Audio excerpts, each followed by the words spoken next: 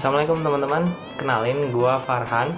Gua merupakan seorang CPNS di Badan Kepegawaian Negara tahun anggaran 2019.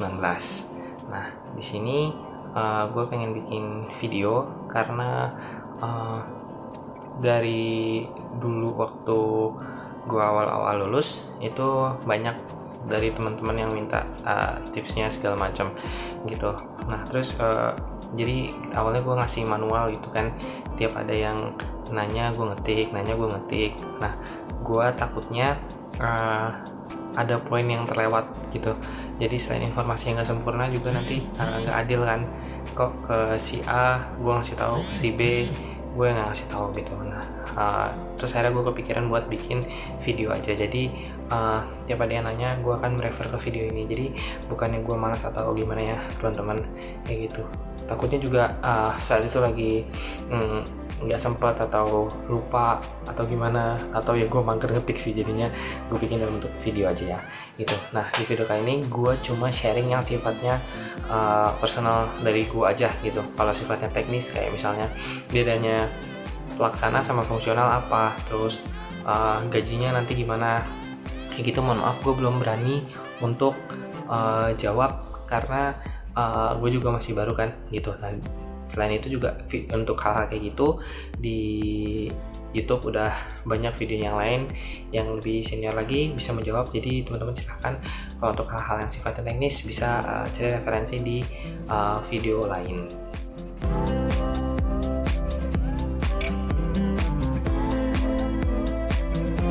Karena gue seorang ASN BKN, jadi gue akan jelasin sedikit banget aja tentang seleksi CASN tahun 2021. Jadi secara umum terdiri dari 2 tahap, gak usah banyak-banyak, yaitu SKD atau seleksi kompetensi dasar dan SKB yaitu seleksi kompetensi bidang. SKD ini semuanya sama, instansi apapun, formasi apapun, mata ujinya sama, materinya sama seperti itu. Nah mata ujinya SKD terdiri dari 3 mata uji, yaitu tes intelijensia umum atau TIU, tes wawasan kebangsaan atau TWK, dan yang terakhir tes karakteristik pribadi atau TKP. Nah sementara untuk SKB karena bidang, jadi ini udah terdiferensiasi berdasarkan formasi teman-teman seperti itu. Nah SKB ini secara umum tergantung sama jabatan. Jadi jabatan itu di PNS ada jabatan pelaksana dan jabatan fungsional. Kayak yang tadi gue udah bilang, kalau untuk tahu bedanya silahkan teman-teman cari video lain yang lebih senior.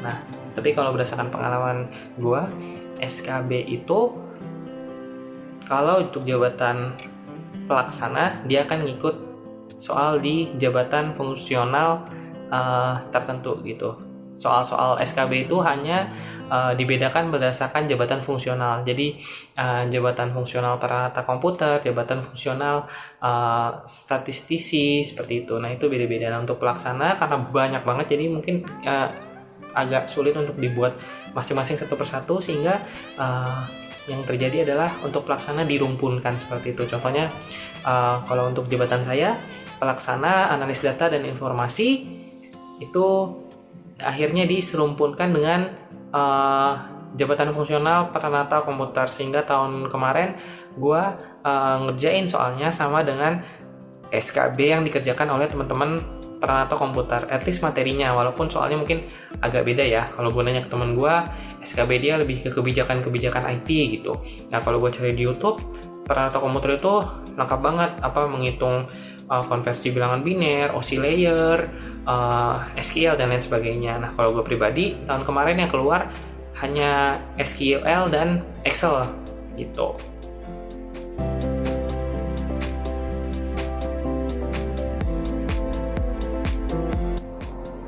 Kalau mau ikut seleksi CPNS, teman-teman harus stick to 2 dasar hukum ini.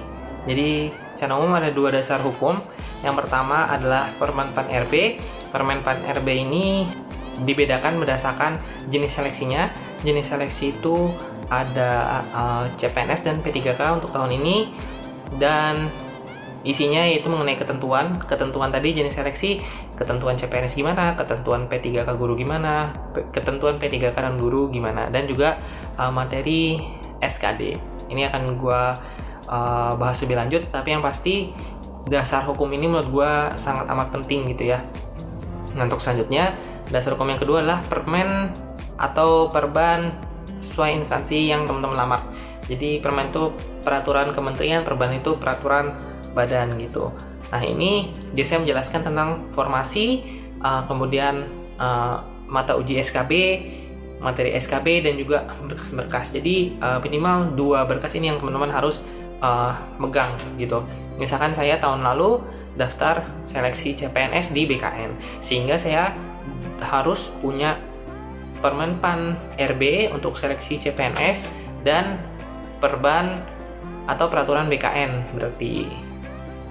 Nah, kedua dasar hukum tadi tolong banget dalamin, dipelajarin, karena itu ngaruhnya ke depan-depannya gitu.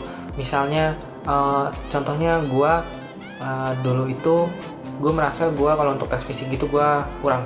Nah, gue cari tuh jadi nggak cuma mempertimbangkan jumlah formasi aja gitu, tapi juga mempertimbangkan SKB-nya apa, berkas-berkasnya apa gitu.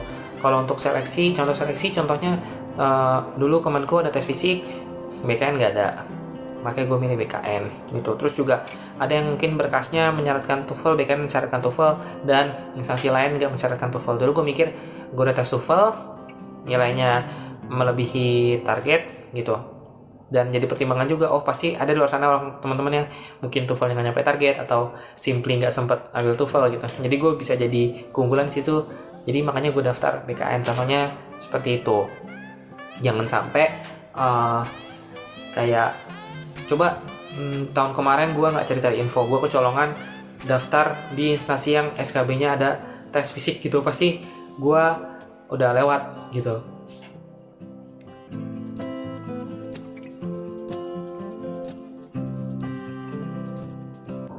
Gue akan coba jelasin tentang Permen PAN RB. Permen PAN RB itu merupakan singkatan dari Peraturan Menteri Pemberdayaan Aparatur Negara dan Reformasi Birokrasi, sehingga disingkat menjadi Permen PAN RB. Gue juga pengen menyinggung bahwa untuk tahun ini istilahnya bukan lagi seleksi CPNS, melainkan seleksi CASN gitu. Jadi kalau tahun kemarin kan seleksi CPNS 2019, seleksi CPNS 2018. Nah, untuk tahun ini seleksi CASN 2021 dan seterusnya sampai ada peraturan yang baru lagi. Nah, perubahan istilah tersebut bukan hanya namanya yang berubah ya gitu, bukan terminologi saja, melainkan ada sebuah struktur yang berubah. Jadi menurut UU nomor 5 tahun 2014 tentang aparatur sipil negara menjelaskan bahwa pegawai yang menjalankan instansi pemerintahan terdiri dari 2 komponen ya, yaitu PNS dan P3K, yaitu pegawai pemerintah dengan perjanjian kerja. Jadi sekarang PNS bukan, kalau dulu kan identiknya pegawai di instansi pemerintah ya PNS, sekarang belum tentu, disebutnya ASN. Nah, PNS dan P3K tersebutlah yang disebut dengan pegawai ASN, yaitu aparatur sipil negara. Lalu apa hubungannya antara perbedaan nama seleksi dengan Permen PAN RB? Nah, di sini dia. Di awal tadi udah gue singgung bahwa Permen PAN RB itu membahas tentang ketentuan tergantung dengan jenis seleksi. Nah, ini dia. Untuk ketentuan seleksi CPNS itu berbeda dengan ketentuan seleksi P3K. Nah, di sini di Permen PAN RB ini P3K dibagi lagi menjadi P3K guru dan P3K jabatan fungsional lain atau P3K non guru disebutnya. Untuk ketentuan CPNS nomor 27, P3K guru nomor 28, dan P3K guru nomor 29. Ketiganya tahun 2021. Sehingga kalau mau teman-teman mau ikutan seleksi CPNS, teman-teman caranya Permen PAN RB nomor 27 tahun 2021.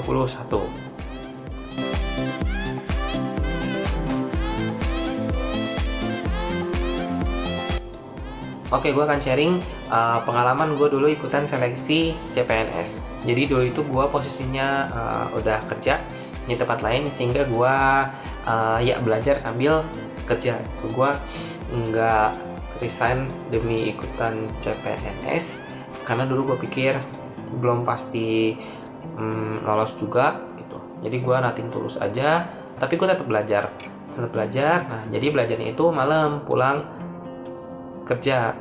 Alhamdulillah gue sama sekali nggak make waktu kerja gue di siang hari untuk belajar CPNS, karena kan gak enak juga kan gitu. Dan juga gue berarti namanya korupsi waktu. Jadi gue belajarnya malam, pasti gue sempetin secapek apapun, setengah jam itulah. Walaupun dulu itu jadwalnya belum keluar gue ujiannya kapan, tapi pikir gue lagi masih ada waktu cicil daripada nanti di akhir numpuk gitu. Nah untuk ritme belajarnya ikutin aja ritme belajar teman-teman waktu kuliah, atau mungkin yang melamar formasi SMA waktu SMA gitu. Karena pasti teman-teman pernah juga ujian kan, mau baik SMA maupun kuliah, yang namanya ujian tuh pasti udah sering, dan teman-teman udah punya ritmenya sendiri atau caranya sendiri untuk belajar gitu. Nah itu aja sih, nggak ada yang spesial dari cara gua ikutan seleksi CPNS itu. Maksudnya nggak ada yang ritual gimana, jalani saja seperti ujian-ujian yang udah gue lalui gitu.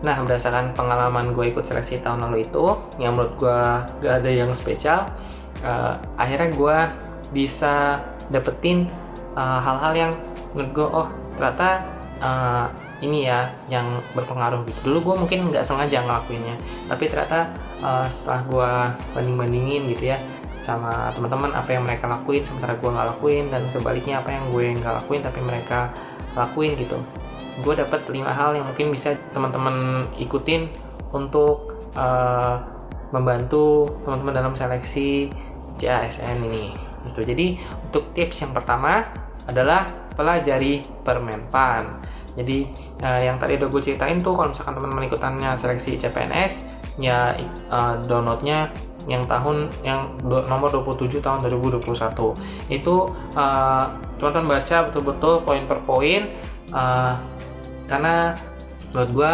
kalau berat teman-teman mau pacaran sama orang itu kan pasti teman-teman harus tahu dulu kan orang itu gimana gitu, PDKT lah istilahnya. Nah, begitu pula untuk CPNS, teman-teman harus PDKT sama seleksi ini ketentuannya. Maupun teman-teman mungkin gue ikutannya formasi cum laude misalnya. Perlu nggak sih gue tahu untuk seleksi CASN tahun ini tuh ada apa aja gitu selain cum laude? Ada umum, cum laude, putra-putri Papua Barat, dan disabilitas gitu. Mungkin teman-teman mikirnya gue nggak perlu tahu.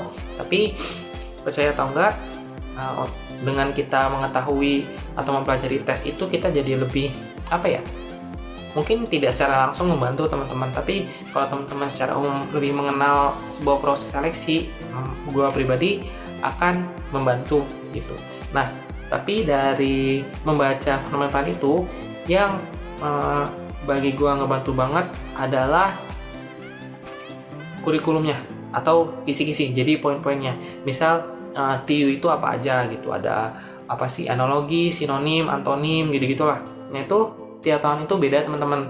Jadi teman-teman harus tahu tahun ini materinya apa aja. Ya kayak dulu aja UN kan suka ada kisi-kisi UN kan, per bab malah. Jadi bab ini yang keluar misalkan sistem pencernaan, yang keluar misalnya mekanisme pencernaan makanan gitu. Terus juga bakteri-bakteri yang ada di sistem pencernaan gitu. Nah sama kayak gini teman-teman harus tahu dulu gitu. Nggak tentu sama, walaupun cuma beda setahun. Karena gue tahun kemarin tuh ada yang tahun kemarinnya ada, sekarang nggak ada, terus kebalikannya gitu. Yang tahun kemarin nggak ada, sekarang ada tahunnya. Nah untuk yang tahun kemarin ada tapi sekarang nggak ada, gue lupa karena kan yang pasti gue nggak pelajarin. Tapi yang gue inget banget, yang tahun kemarin yang nggak ada, pas gue itu ada adalah figural. Jadi kayak apa sih, gambar-gambar kubus gitu, kerangka-kerangka balok, atau kayak gambar digeser-geser, diputer-puter. Nah itu tahun lalunya nggak ada gitu. Nah bayangin kalau teman-teman nggak tahu hal itu, teman-teman bisa kehilangan berapa persen dari mata uji TIU. Jadi itu penting banget, dan itu nomor 1 banget yang gue ngerasain, yang gue lakuin, tapi teman-teman gue itu dikit yang ngelakuin hal itu gitu, makanya sangat disayangkan. Jadi gue nggak mau teman-teman ngelakuin kesalahan yang sama, sehingga gue sharing di sini. Nah, mengenai kurikulum tersebut nyambung nih ke poin kedua tentang buku atau bahan belajar gitu, karena jujur gue agak menyesal mengenai buku-bukuan ini. Jadi poin kedua adalah lihat materi pada buku gitu. Jadi itu based on Permenpan tahun berapa, biasanya ada di daftar isi, atau bahkan kalau misalkan dia merasa itu fitur unggulannya, justru malah ditaruh di covernya gitu. Biasanya yang terbaru pasti dia taruh di covernya gitu. Kayak teman-teman aja beli laptop, misalkan strength-nya laptop itu apa, misalkan baterainya gede gitu ya, pasti ditaruh di boxnya. Tapi kalau baterainya kecil pasti nggak dipajang tuh. Nah, jadi biasanya kalau udah ada yang majang Permenpan itu, biasanya pasti dia berani karena itu baru gitu. Nah, kalau nggak ada Permenpannya, bisa jadi dia based on Permenpan lama, makanya dia nggak berani pajangkan di covernya kayak gitu. Jadi based onnya Permenpan tahun berapa ya, bukan keluaran tahun berapa. Karena dulu gue itu udah bener-bener mastiin banget kalau gue beli yang keluaran tahun yang terbaru, yaitu 2019. Dulu kan gue ikut seleksi tahun CPNS tahun 2019. Udah gue pastiin banget itu ada di rak new arrival gitu ya, terus bestseller pula ya kan. Akhirnya gue pilih. Tapi ternyata pas gue udah ngeh kalau ada Permenpan gitu-gitu, gue lihat lagi kan, gue cocokin, ternyata buku yang gue beli itu based on Permenpan tahun 2015. Bayangin teman-teman, udah beda 4 tahun dari seleksi yang gue ikutin gitu. Itu senior gue yang udah jadi eselon tuh, nah itu pakai materinya ujian mereka, gue belajarinnya itu. Tentunya banyak yang gak relevannya udah banyak gitu, sehingga pada akhirnya ini untuk solusinya mungkin untuk teman-teman yang udah beli, teman-teman bisa cari materinya manual. Jadi kayak contohnya figural, kan baru ada di tahun gue, di yang buku yang gue beli itu nggak ada. Nah, gue cari materi manual di internet, tes figural, karena kan ini kan seleksi SKD ini sebenarnya bentuk-bentuknya kayak sama aja kayak psikotes atau seleksi masuk perusahaan, seleksi masuk sekolah kedinasan gitu. Nah, teman-teman cari aja latihan soal figural nanti keluar. Atau kalau teman-teman nggak ada Permenpan RB-nya di buku itu, tapi teman-teman ngerasa kayak udah bagus banget ya, mungkin teman-teman lihat cara pembahasannya gitu, ngeliat layoutnya menarik, bisa teman-teman cocokkan dari daftar isi. Jadi setelah teman-teman baca Permenpan, itu teman-teman rangkum sendiri materinya, terus dicocokin secara manual di daftar isi. Gimana materinya, ada apa aja sih di buku ini yang bersesuaian dengan Permenpan RB yang teman-teman download gitu. Kalau misalnya banyak kecocokan, teman-teman boleh silahkan ambil buku itu. Karena menurut gua nggak bisa juga produsen buku ngikutin dengan materi yang tahun itu. Contoh aja tahun ini seleksi CASN itu berdasarkan jadwal SKD itu akhir Agustus, tapi Permenpan RB-nya baru keluar akhir Juni, Juli, Agustus. Untuk 2 bulan itu gua rasa sulit ya bagi produsen buku untuk mulai dari desainnya, ngumpulin soalnya, terus pembahasannya gitu. Pendistribusiannya pasti akan sulit kalau benar-benar ngikutin banget tahun yang bersesuaian gitu, sehingga teman-teman bisa cari yang mepet gitu. Kayak gue berarti carinya yang 2018. Nah, yang mepetnya setahun pun itu jarang banget teman-teman. Jadi gue itu dulu nemu gak nyampe, dari sekian buku yang based on Permenpan 2018 itu gak nyampe 5 kalau nggak salah itu buku. Jadi rata-rata tuh gapnya 2 tahun, 3 tahun ke belakang. Bahkan gue aja yang udah cetakan paling baru aja 2015. Tapi gue rasa untuk tahun ini teman-teman untuk cari yang 2019 tidak begitu sulit, karena kan 2020 skip, nggak ada seleksi karena COVID kan. Jadi feeling gue sih di pasaran banyak yang ngikut materi tahun gue 2019 gitu. Syukur-syukur ada yang ngikut materi tahun 2020, tapi kayaknya susah deh untuk ngikut materi tahun 2020 gitu. Lalu untuk poin ketiga adalah belajar. Ada keterangannya dengan strategi masing-masing. I know it sounds cliche, tapi bener gitu.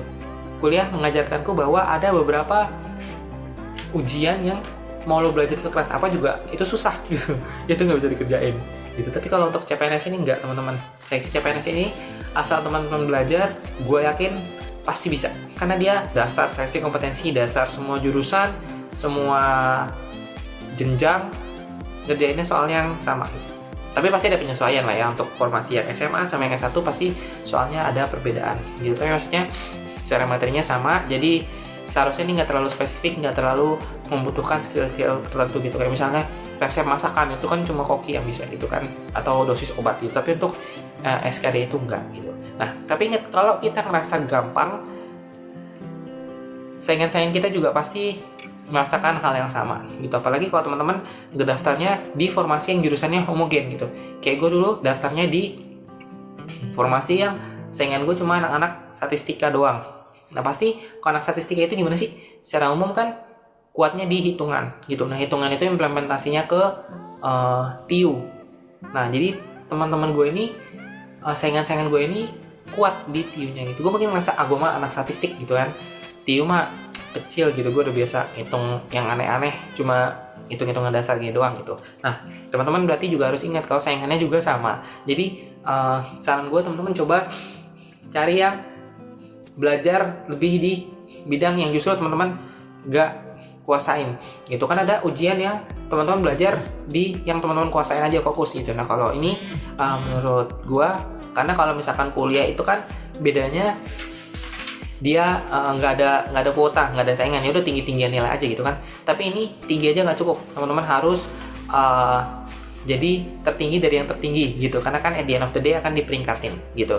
Jadi saran gue, teman-teman coba belajar kencengin di bidang yang kira-kira kelemahan dari saingan teman-teman gitu. Kalau gue anak statistik, gue tau banget statistik itu lemah di hafalan. Jadi gue dulu kencengin belajar di TWK, struggle iya banget belajar TWK, gue merangkum pasal, karena cara belajar gue, ritme belajar gue adalah merangkum pasal-pasal. Nah itu balik lagi ke The Holy Permenpan yang gue bilang tadi.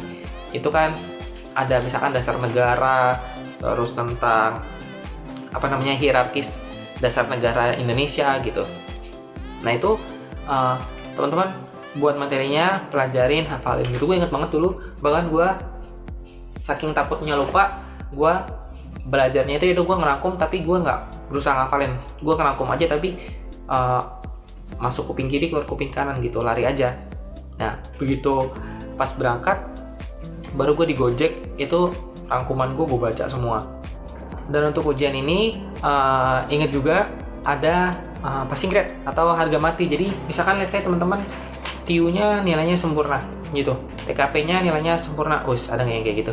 Nah tapi TWK-nya nggak nyampe passing grade. Nah itu teman-teman nggak akan bisa lolos dibandingkan sama let's say saingannya cuma 1 orang, jadi pesertanya 2. Saingan teman-teman itu 3-3 cuma passing grade aja, pas banget passing grade nilainya. Nah teman-teman kan pasti kalau rata-rata lebih tinggi kan.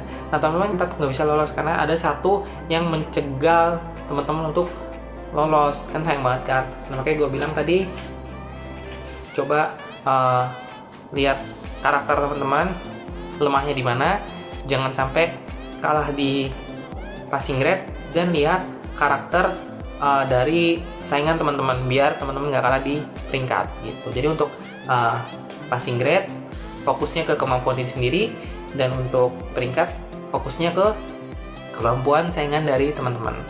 Nah, untuk tips yang keempat yaitu yakini diri.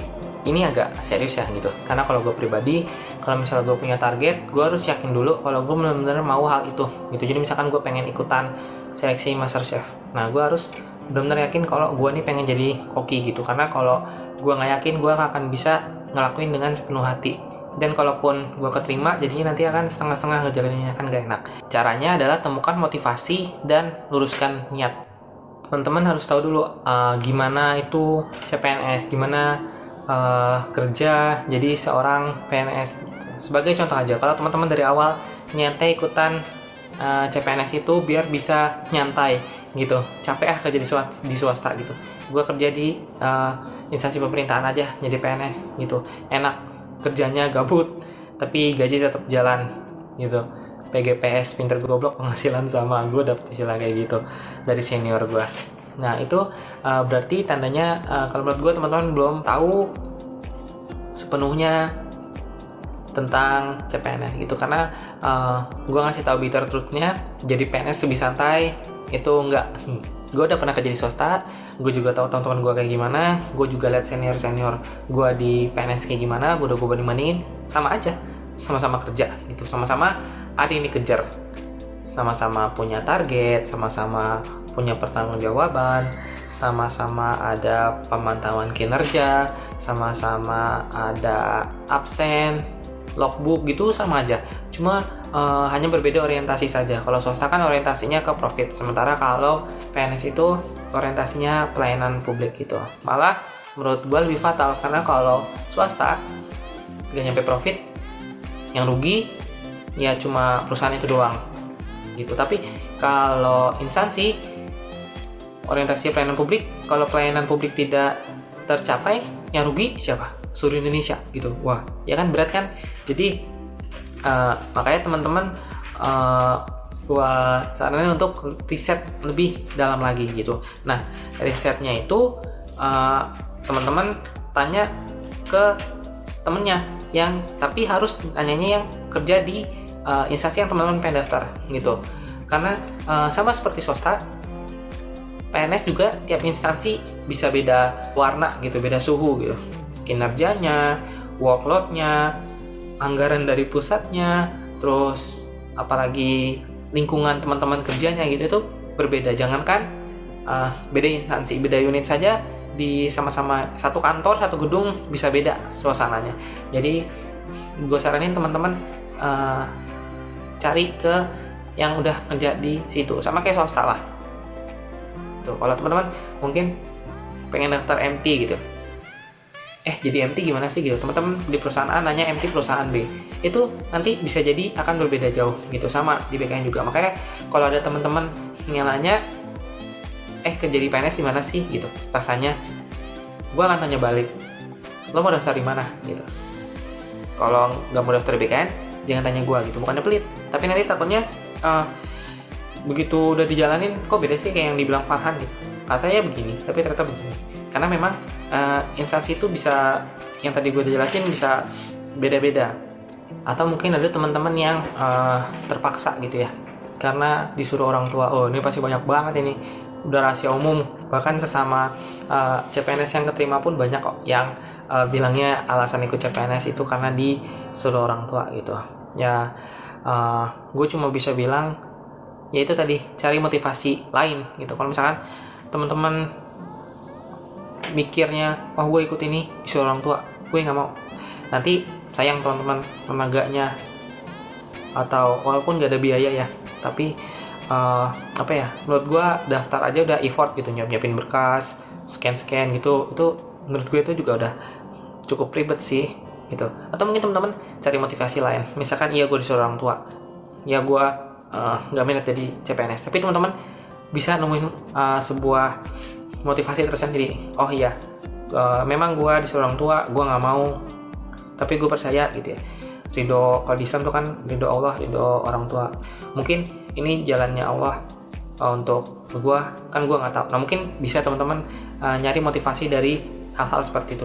Makanya gue bilang kan, temukan motivasi dan luruskan niat gitu. Jadi motivasinya ditemukan, memang nggak teman-teman melihat gitu, harus teman-teman cari sendiri, teman-teman gali-gali sendiri. Karena gue ngalamin sendiri, tahun lalu gue termasuk salah satu yang disuruh orang tua. Bedanya gue alhamdulillah nggak keberatan gitu. Jadi motivasi bukan dari diri gue sendiri gitu, dari luar, dalam hal ini orang tua, keluarga nyuruh ikut, tapi gue sendiri nggak keberatan. Jadi ya udah. Tapi walaupun gue nggak keberatan juga, gue nggak langsung daftar gitu. Gue harus cari-cari alasan sendiri gitu. Karena motivasi ini penting banget teman-teman. Karena jadi PNS itu kontraknya nggak setahun, 2 tahun, melainkan 12 tahun teman-teman. Di BKN itu 12 tahun. Dan instansi lain tuh minimal setahu saya 10 tahun, dan tergantung instansinya. Boleh lebih dari itu. Contohnya BKN tadi 12 tahun. Dan itu kontraknya bukan untuk tidak boleh pindah instansi ataupun pindah kantor regional, bahkan pindah unit saja di satu kantor, misalkan BKN pusat dari unit A ke unit B, itu tidak diperkenankan. Kalau teman-teman tetap mengajukan, itu teman-teman terhitung mengundurkan diri atau resign lah ya bahasanya. Nah, bagaimana kalau teman-teman resign saja gitu tanpa harus pindah-pindah gitu? Jadi ya udah, gue nggak betah, gue resign. Bisa, ada peraturannya, peraturan per KPKN kalau nggak salah. Nah, itu ada algoritmanya, tapi pasti nggak mudah gitu. Dan gue paham karena CPNS ini rekrutnya nggak sekedar rekrut, harus ada perhitungan formasinya, anggarannya, kenegaraannya gitu. Nggak bisa main keluar aja, karena kan rekrut kita kan juga butuh proses, butuh biaya gitu. Dan kalau tiba-tiba hilang satu, pasti formasinya jomplang lagi gitu. Dan untuk requestnya juga nggak gampang, request formasinya gitu. Terus gimana? Ya udah, kita diem aja gitu, nggak usah masuk gitu, terus juga pecat sendiri gitu.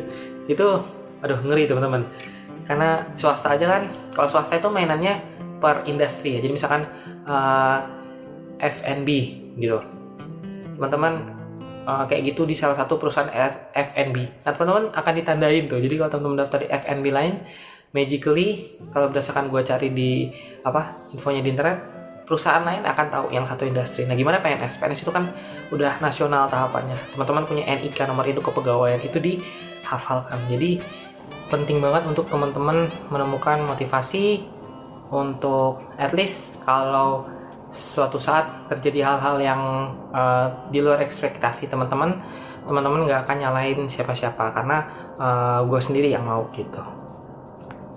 Dan untuk tips yang terakhir atau yang kelima itu fokus. Disclaimer dulu, ini tipsnya sangat-sangat personal, that's why gue taruh terakhir. Tapi karena ini tips and triknya based on yang gue jalanin, ya gue akan masukin di video ini gitu. Ini tuh kaitannya sama grup-grup ya, suka ada di Facebook, Telegram sih biasanya, karena kan satu grup isinya banyak gitu dan bentuknya chat gitu. Hits banget tuh dulu grup-grup Telegram. Nah, gue takutnya kalau gue ikutan grup itu adalah gue ke-distract gitu. Jadi suka ada yang misalkan kita udah punya materi-materinya gitu, tapi misalkan let's say tahun ini antonim nggak keluar, tapi di grup ada aja yang nanya tentang antonim. Terus kan kita jadi mikir ya, emang antonim keluar ya gitu. Atau ada di grup teman-teman yang dulu tuh kalau nggak salah ada yang tiba-tiba nanya soal peluang dan cukup sulit. Terus kita jadi bertanya-tanya, emang soalnya sulit ini ya gitu. Nah, kalau ke-distract kayak gitu, takutnya jadi kepikiran. Itu gue mantau dari grup-grup teman gue ya gitu. Gue sendiri tahun kemarin gak ikut apa-apa karena awalnya memang gak punya Telegram, tapi gue tidak merasa butuh untuk ikutan. Jadi gue gak download aplikasi Telegram. Dan gue karena dulu itu ikutannya kan seleksinya daftarnya di BKN. BKN itu selaku panitia seleksi, gue rasa dalam memberikan informasi ya sebagaimana seharusnya, yaitu cukup informatif gitu ya, terus juga cepet, tepat waktu, jadi jelas gitu loh. Jadi gue nggak merasa perlu sumber-sumber lain, hanya satu sumber aja gitu. Nah, tapi kalau teman-teman memang merasa butuh untuk takut kelewatan berita, ya monggo silakan, gue nggak ngelarang gitu. Tapi gue harus jelasin juga bahwa teman-teman harus niat juga dalam menunggu update gitu. Caranya ya, karena kan kalau mungkin zaman dulu ya dikirim ke pos, ke rumah, kan kita jadi tahu, mau nggak mau kita jadi aware gitu. Tapi kan sekarang cuma taruh aja di web gitu. Nyadar nggak nyadar teman-teman, ada juga yang kelewatan informasinya, jadi nggak ikut tes padahal udah belajar, tapi gara-gara nggak tahu ujiannya kapan ya kelewat. Kan sayang banget kan teman-teman gitu. Harus niat, subscribe YouTube-nya, nyalain loncengnya, terus follow IG-nya, turn on notifications. Gue nggak pernah pakai fitur itu gitu, bahkan untuk artis-artis idola gue, acara-acara TV yang gue ikutin, gue nggak pakai fitur itu. Tapi untuk dulu saya CPNS, semua sosmednya gue ikutin. Bahkan Twitter, gue yang tadi nggak punya Twitter jadi bikin Twitter cuma buat tahu proses seleksi dari CPNS 2019. Karena hal ini sangat penting teman-teman. Di awal tadi udah gue singgung kalau SKB untuk jabatan pelaksana itu yang ada dirumpun-rumpunkan dengan jabatan-jabatan fungsional. Kasusnya banyak, bahkan dari yang udah lolos gitu, banyak yang, kalau gue kan analis data dan informasi, kebetulan yang dibuka cuma jurusan statistik. Jadi mikirnya, ini formasi untuk jurusan statistik, SKB-nya yang keluar pasti tentang statistik gitu. Jadi teman-teman pada belajarnya teknis-teknis statistika gitu, uji-uji, terus analisis gitu. Sementara yang keluar ternyata tentang Pranata Komputer, karena memang disetarakannya dengan Pranata Komputer gitu. Kalau teman-teman nggak pantau terus sosmednya, nanti hasilnya bisa fatal seperti itu. Kalau tahun kemarin kan gue formasi itu yang diterima 10, jadi mungkin masih ada beberapa yang diterima. Kalau let's say formasi teman-teman 1 atau 2 orang dari sekian banyak orang yang baca peraturan itu, yang tahu bahwa analis data dan informasi itu disetarakan dengan Pranata Komputer, itu cuma 1-2 orang, ya udah besar kemungkinan hanya 2 orang itu saja yang bisa lolos, karena hasilnya akan sangat berbeda antara yang mempelajari dan belum mempelajari. Ya iya, wong materinya aja udah beda banget kan, jadi pasti hasilnya juga akan berbeda banget di antara yang tahu infonya dan tidak tahu infonya. Jadi intinya teman-teman berpegang aja pada 2 kitab suci yang tadi udah gue bilang tuh. Yang pertama Permen-Pen RB-nya, kemudian peraturan menteri atau peraturan badan dari yang teman-teman instansi yang teman-teman daftar. Udah, itu insya Allah infonya udah valid. Jadi satu arah infonya, nggak bercabang-cabang, nggak jelas gitu. Dan kalaupun teman-teman masih ada yang pengen ditanya, bagusnya sih nanya langsung ke helpdesk atau CP masing-masing instansi gitu kan, lebih trusted juga kan, daripada teman-teman nanya sama orang. Emang teman-teman tahu orang itu lebih tahu atau enggak dari teman-teman kan?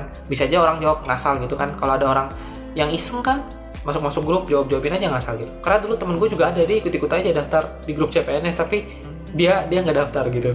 Ada aja orang kayak gitu. Jadi ya udah disediakan kanal-kanal resminya, dimanfaatkan, di subscribe gitu istilahnya lah, apapun bahasanya, di subscribe, di follow, di turn on notification, nyalain lonceng, ya gitulah. Fokus di sini juga bisa berarti kalau teman-teman sedang mau menghadapi SKD yang di depan mata, ya teman-teman belajar SKD aja gitu. Belajar loh ya, bukan nyari-nyari infonya, beda. Teman-teman belajar aja tentang SKD. Jangan gua SKB-nya tentang Pranata Komputer nih gitu. Ketika SKD, teman-teman belajar tentang komputer sampai lupa mahamin materi SKD-nya kayak gitu.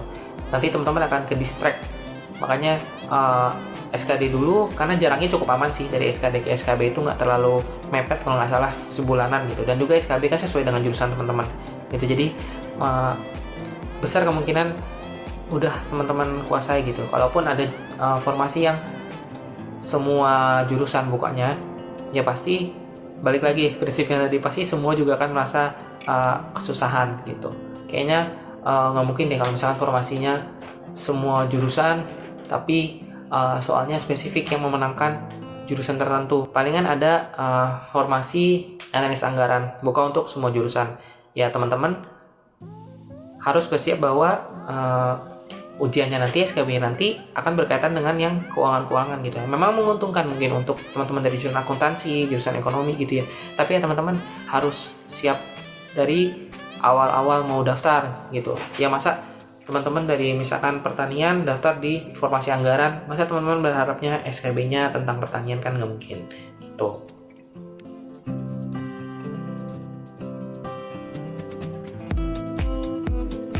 Oke teman-teman, jadi itu dia sedikit sharing tentang pengalaman gue ikutan seleksi CPNS tahun 2019. Untuk nilainya sendiri, gue dulu SKD itu 399 dan SKB 410. Formasi gue analis data dan informasi di BKN Pusat, yang melamar 80 orang, yang diterima 10 orang. Alhamdulillah gue dapat peringkat ke 2 dulu. Nah teman-teman pasti bisa lebih tinggi dari gue, karena teman-teman ada waktu setahun lebih untuk belajar dari tahun sebelumnya. Gue juga dulu mendadak baru dikasih tahu jadwal SKD itu H-5, bayangin H-5. Dan dulu gue membuat kesalahan, gue menunda-nunda belajar gitu. Walaupun gue tadi bilang tiap malam belajar gitu kan, tapi adalah beberapa bab yang tetap lewat gitu. Jadi itu H-5 gue kebut semuanya. Tapi ya gue kayak tadi, pasti orang lain juga sama-sama ngebutnya gitu. Jadi ya itu aja dari gue. Makasih. Kalau ada yang mau ditanya silakan tanya aja. Sekian, sampai jumpa. Bye.